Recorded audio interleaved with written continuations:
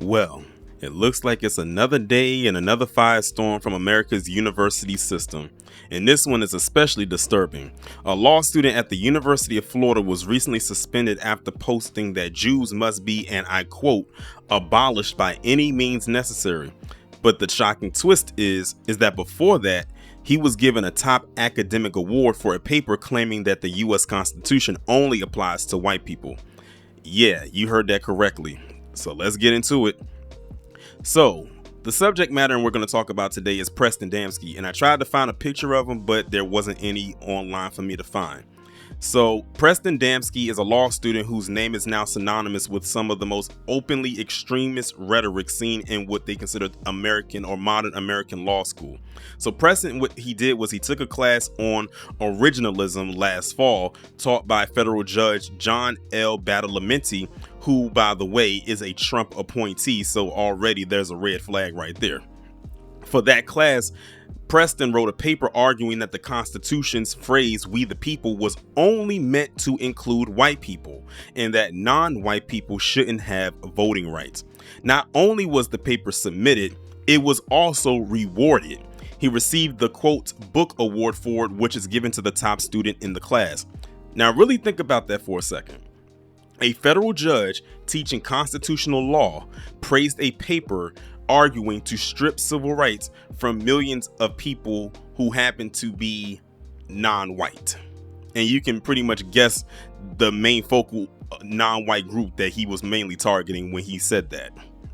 But it didn't stop there, because in March, Preston posted on social media that Jews should be abolished by any means necessary. He also said Trump and Marco Rubio were controlled by them, and that undocumented Guatemalan immigrants should also be done away with. Following those posts, the university suspended him and then banned him completely from the campus. Once his social media posts went public, students at the law school were understandably afraid. Emails from the faculty and administrators revealed real concerns for safety on their campus. And while the university says it can't comment on individual student disciplinary actions, Preston is reportedly planning to fight the said suspension. What was his defense? In his own words to the New York Times, and they quote, "I'm not like a psychopathic axe murderer," quote, not exactly reassuring. Now, you got to think about that. If someone leads with that after what they've said, and this is how they choose to respond to that, you got to actually truly now worry for your safety, because he might actually pull something off. Like, I wouldn't be surprised if we read about it somewhere down the line that he did something on a campus, or even off campus for that matter. Meanwhile, his earlier writings had already caused a lot of people to be or feel uncomfortable, because in another paper for a completely different class, Preston argued again that non-white people should lose voting rights and that they be given 10 years to leave the country. And these weren't even random tweets. They were essays submitted in an academic setting. They were rewarded and then circulated among students and faculty on the campus. Now, here's where things actually gets very complicated, or at the very least controversial. At a town hall meeting, interim Dean Merritt McAllister defended the school's neutrality, saying the college won't take sides on student speech and that it is the job of the academic community to debate and drown out what they consider to be odious ideas through dialogue. But here's the real question. Where's the line between free speech and institutional responsibility? Is writing that a certain group of people should be abolished by any means necessary just an opinion, or is it a legit threat? Let's not also forget that Preston is training to be a lawyer, someone who could say one day represent clients in court, argue constitutional law, maybe even become a judge himself. Is it enough to say, well, he's just expressing his opinion, or do universities have a duty to intervene before someone with violent ideologies gain institutional power?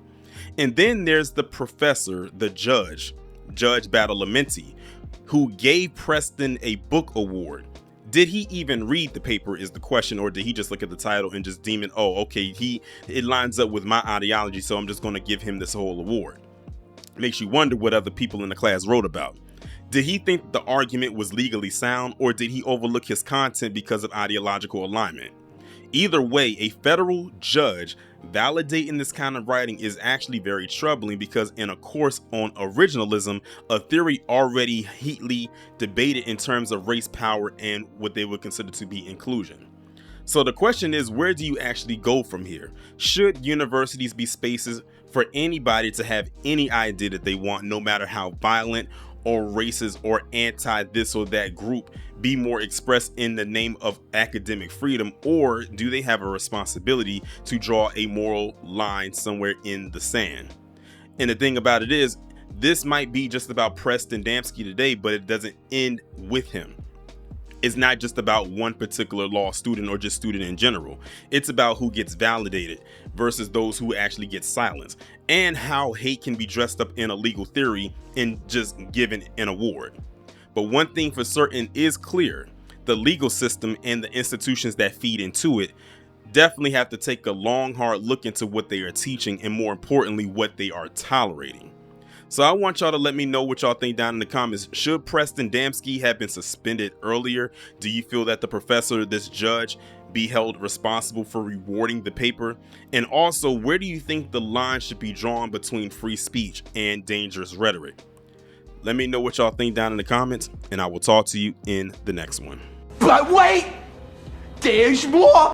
So this bit of news came out recently as I was getting prepared to upload the video. It says the Florida law student who wrote a paper with white nationalist views has Jewish ancestry. How am I not even remotely surprised? This is Preston Damsky, who spouted anti-Semitic rhetoric on social media, said his family lineage doesn't have an impact on his thinking. But as it turns out, the student does have some Jewish ancestry that's going on with him. And you want to know what's so interesting? A lot of the PC individuals who claim that, you know, they're white, they're not Jewish, everything like that, or they try to separate themselves from the two, a lot of them have that ancestry there. They'll never actually admit it because it'll go against the rhetoric in which they are portraying out there. So it says that he is the he's the great grandson of Jews who were labeled Hebrew by border control agents when they immigrated to the US over a century ago. And it also says he has grandparents buried in a Jewish cemetery in the Hollywood Hills. He said he is not Jewish and his ancestry isn't relevant to his views. And it says still his most recent social media posts are littered with anti-Jewish tropes. So this guy literally, he has a lot of self-hate. That's really all it boils down to. He has self-hate. He just wants to be known as the white guy, and just the white guy without any type of Jewish ancestry attached to him whatsoever. That's really all it boils down to him. He just has an extreme level of self-hate, and he was rewarded for it.